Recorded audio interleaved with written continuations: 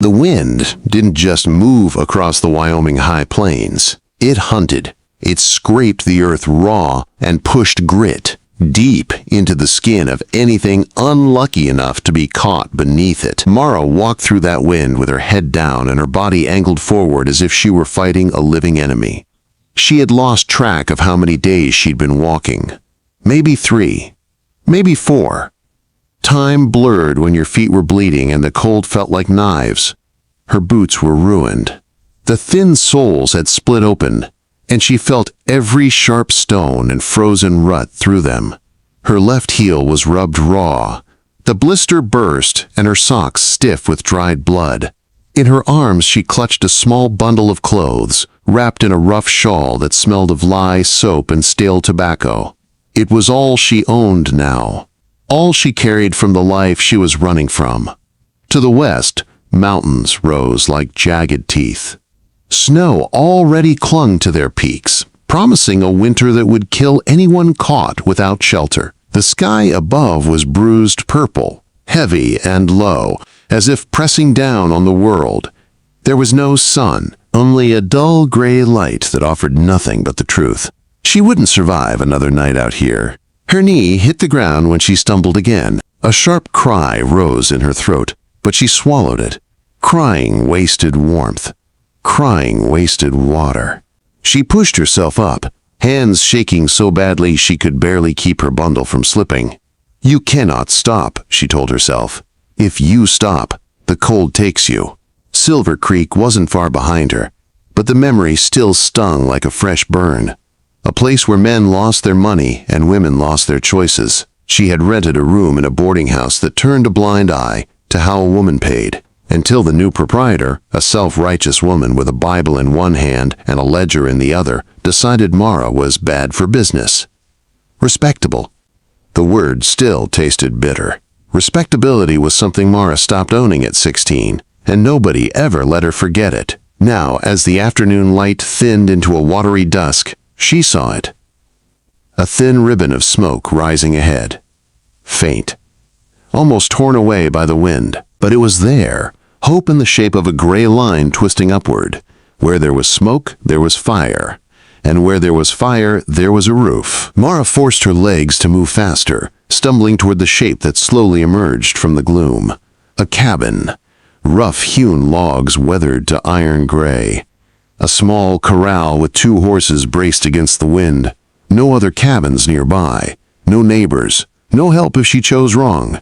But at least it wasn't the open plains. She reached the door. No porch, just a single stone dragged into place as a step. She hesitated, hand hovering over the rough wood. She knew what men thought when they saw a woman alone on foot, no horse, no baggage. Broken, desperate, easy to use. But the cold was in her bones now. She knocked. The sound was barely a whisper in the storm.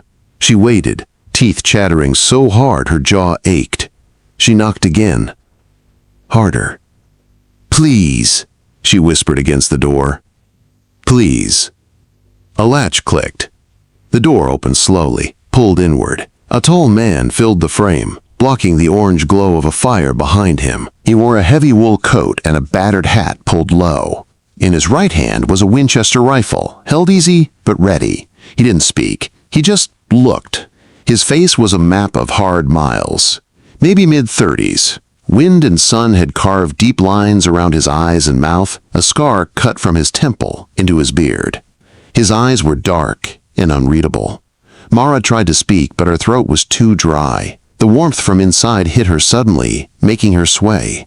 The room tilted. "Help me," she rasped. The man didn't move at first. He looked past her, scanning the horizon for others. A husband? A pimp? A posse? Seeing nothing but the barren plains, he looked back at her torn shoes, her shaking hands, her blue lips. Something flickered in his expression. Not pity. Maybe annoyance. Maybe resignation. He stepped back an inch, lowered the rifle. "Come in before you let all the heat out," he said. His voice sounded like gravel under a wagon wheel. Mara stumbled inside. Her legs buckled, and she pitched forward. He didn't catch her, but he grabbed her arm to steady her against the doorframe. "Sit," he ordered, nodding toward a small table near the stove. The cabin was a single room, clean, sparse, warm. A cast-iron stove glowed in the corner. A narrow bed was pushed against the far wall. Saddles hung from pegs. Everything functional, everything simple. He handed her a tin cup of cold water. She drank greedily, coughing as she swallowed. He ladled hot stew into a chipped bowl and set it before her. "Eat slow," he said.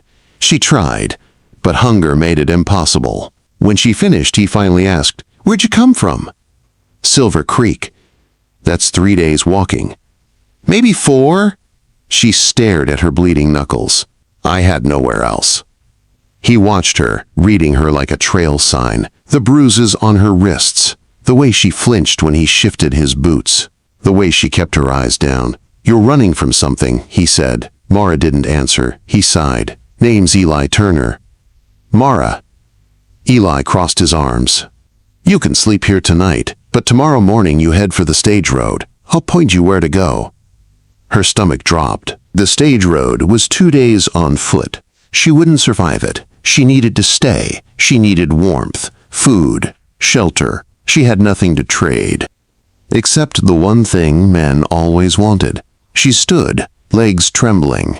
"Mr. Turner," she whispered. He looked up. Her voice cracked. "I'm not worth much, but I'll do anything for a roof over my head." The room went still. The wind outside held its breath. Eli's jaw tightened. His hands balled into fists, and for a moment, Mara thought he might throw her out. Instead, his voice came low and sharp. "No," he said. "Not here." And the look in his eyes was not desire. It was anger at the world that made her believe that was all she was worth. The storm grew louder through the night.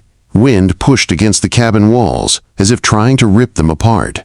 Loose snow hissed along the window frame. Mara sat near the stove, arms wrapped around herself, watching the fire glow against the iron door. Eli moved around the cabin with quiet purpose, hanging his coat, checking the horses through the side window, adjusting the damp wood stacked beside the stove. He didn't look at her much. That was almost worse. Most men stared. Most men measured what they could take. Eli Turner had looked at her once, really looked, and then turned away as if the sight bothered him. She wasn't used to that. She didn't know what to do with it.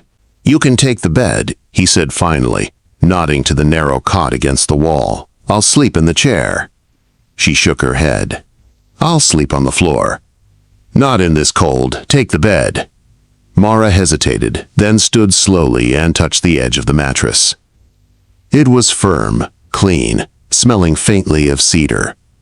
Not the smell of cheap perfume and stale cigars she'd grown used to in Silver Creek. She sat lightly on the corner, unsure if she had the right. Eli dropped into the wooden chair near the door. He rested one boot on the rung, leaning back like a man who had done this every night for years. His rifle leaned against the wall within arm's reach. Mara swallowed. "You don't have to stay awake." "I do." "Why?" Quote, "Because someone knocked on my door in the middle of a storm and told me she was willing to give up her dignity just for a roof." His voice was calm, almost too calm. "So I'm keeping watch, for both of us." Mara stared at the floorboards, her cheeks burned with shame. "I didn't know what else to offer." "You shouldn't have to offer anything," he said. "Shelter is shelter. A person either gives it or doesn't." She lay back on the bed, pulling the thin blanket over herself. Exhaustion pulled her down fast. Her last thought before sleep took her was that she shouldn't have survived this long. Maybe she was only alive because she'd reached this cabin and this man instead of another. She woke hours later to the sound of horses. Not Eli's. More than one. Moving fast. Eli was already at the window, looking out from behind the curtain. His entire posture had changed. Shoulders tight, hands ready, breath shallow. Mara pushed herself upright. "What is it?" Quote, "Riders," he said. 3 of them. Her stomach twisted. The cold inside of her spread deep. They found me. Quote. Eli turned his head just enough to see her. Who? She hugged her arms. I told you I left Silver Creek. I didn't tell you who I was running from. You're telling me now. Mara's voice shook. A man named Wade Carter. He runs the biggest gambling hall. People owe him. He collects however he wants. I worked upstairs. When I tried to leave, he sent men after me. Said I was property until my debt was paid. Eli's eyes darkened in a way that made the room feel smaller. Are those his men? She nodded once. Eli moved to the rifle, checked the chamber, set his jaw. They won't take you. Mara's breath caught. You don't know what he'll do if they find me here. I don't care what he'll do, Eli said. I'm not handing you over. The horses stopped outside. Heavy boots hit the frozen ground. Voices rose, rough, confident, amused. Men who thought the world belonged to them. A fist slammed against the door. Turner, open up! Mara froze. They knew his name. Eli didn't react. He stood between her and the door like a wall. Go behind the bed, he said quietly. Stay low. Quote. She crouched behind the cot, heart hammering so hard she felt it in her throat. The men outside laughed. Come on, Eli, one called. We know she came this way. The boss wants her back. She ain't worth dying over. Another voice, mean, lazy, added, we'll even leave you a cut for the trouble. Eli didn't move. The cabin stayed silent. The leader's patience snapped. Last chance, Turner. Step aside. Eli raised his rifle. Mara's fingers clutched the blanket. All the cold she'd endured on the plains felt like nothing compared to this moment. Her whole world narrowed to the sound of her own breath and the weight of the silence outside. The door rattled. Then, the first man kicked it hard. Wood splintered at the frame. Eli took one step forward, anger simmering low beneath the surface. His voice was steady, controlled, dangerous. You boys take one more kick at that door, he warned, and you ain't walking back to Silver Creek. For a moment there was nothing. Then a cold, mocking chuckle. You always did think you were better than the rest of us, Turner. Fine, have it your way. Boots shuffled, snow crunched, and just as Mara dared to breathe, a gunshot exploded through the night. Mara screamed and ducked as the bullet tore through the top corner of the door, splintering wood across the room. Eli didn't flinch. He lowered one knee, aimed, and fired back through the crack in the frame with a single, clean shot. A man outside shouted in pain. Everything erupted at once, shouting. The scrape of boots, the metallic shuffle of guns being drawn. Mara pressed herself against the floor as Eli stood his ground, shoulders squared, rifle ready, protecting her with the calm of a man who'd seen too many wars and refused to lose this one. He glanced back at her only once. You're safe, he said, no matter what happens tonight. Another gunshot hit the door. Another scream tore through the snow. And the night turned into a fight neither of them could walk away from. The night had turned into a storm of gunfire. Each shot echoed across the frozen plains, bouncing off the cabin walls like thunder. Mara pressed herself tight against the floor, her hands over her ears, praying Eli wouldn't fall. Outside, men shouted orders and curses as the wind carried their voices into the cracks of the cabin. Eli fired again with steady aim. The muzzle flash lit his face for a split second, showing a look that wasn't fear or rage. It was focus. A man who had already decided he wasn't letting darkness take one more thing from him. Another bullet tore through the window, shattering the glass. Cold air burst into the room. Mara gasped as splinters scattered across the floor. Eli moved without hesitation, grabbing her arm and pulling her behind the stove. Stay low, he said, eyes scanning the cabin. They won't leave, she whispered, shaking. Not until they have me. They're not getting you, he said. Not while I'm breathing. The shouting outside grew louder. Boots crunched in the snow as the men spread out, circling the cabin. Mara could hear the fear building in her chest like a rising tide. She tried to speak, but her throat closed around the words. Eli crouched beside her. Listen to me, he said quietly. I've dealt with men like this before. They're worse than you think, she said. Wade Carter, he doesn't forget. If his men die out there, he'll come himself. Eli's jaw tightened. He can come. I'm not handing a woman over to a man who thinks she's property. A sudden silence fell outside. It was so sudden it felt unreal. Eli held his breath. Mara did too. Then a new voice drifted through the darkness. Smooth, cold, confident. Wade Carter, Eli Turner, the voice called. I think we need to have a talk. Mara felt her stomach drop. She recognized that voice. It wasn't loud. It didn't need to be. Men listened to Wade because they knew what he was capable of. Eli didn't answer. Wade continued. You have something that belongs to me. Send her out, and this ends clean. Keep her, and I'll burn that cabin to the ground with you in it. Mara grabbed Eli's sleeve. You can't fight him, she whispered. He glanced at her, his eyes steady. I'm not fighting for him. I'm fighting for you. Before Mara could reply, Wade's voice grew sharper. Turner, you know me. You know how this goes. Eli stood slowly, keeping his rifle ready. He walked to the window, staying out of sight, and looked out through a gap in the wall. Wade was on horseback, flanked by 2 more riders. 3 men from earlier lay wounded in the snow, groaning. Eli raised his voice. You're not getting her back. A cold laugh drifted in. You think you can protect her? You think you can protect yourself? Eli didn't waver. I can, and I will. Wade's tone shifted, angrier, impatient. This is your last chance. Eli stepped back and looked at Mara. Her fear was clear on her face, but there was something else too, a spark she hadn't felt in a long time. The belief that maybe, just maybe, she mattered. He handed her his revolver. If anyone gets past me, shoot. Mara stared at the gun, her hands trembling. I've never. You will if you have to, he said. I trust you. Her breath caught. No one had ever said those words to her. Not once. Outside, Wade snapped his fingers. 2 of his men dismounted and started moving toward the cabin, guns drawn. Wade stayed on his horse, watching like a snake waiting to strike.